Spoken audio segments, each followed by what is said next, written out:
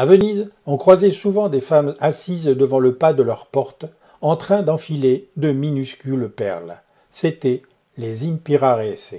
On y trouvait des enfants de 8 à 10 ans jusqu'à des femmes âgées, du moins tant que les rhumatismes ne les empêchaient pas de manier les aiguilles. Il y eut plus de 2000 impirarese vers le milieu du XIXe siècle, et peut-être 5000 au début du XXe siècle. Ce travail d'enfilage de perles était essentiellement féminin.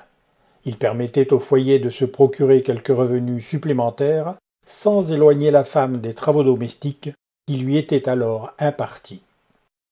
Leur travail était peu rémunéré.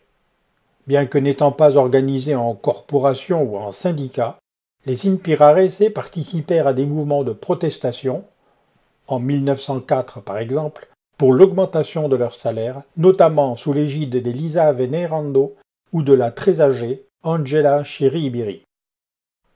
De nos jours, il reste très peu d'impirarese à Venise, ce travail étant réalisé désormais mécaniquement dans les pays de l'Est ou d'Asie.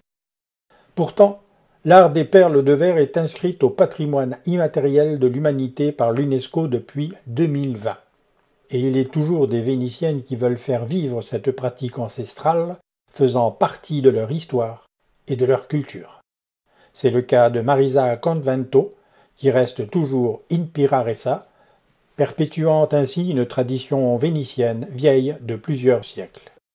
Mais elle complète et magnifie ce travail car Marisa est aussi joaillière, créatrice de bijoux et autres objets. En perles de verre, cela va de soi. C'est une artiste célèbre à Venise.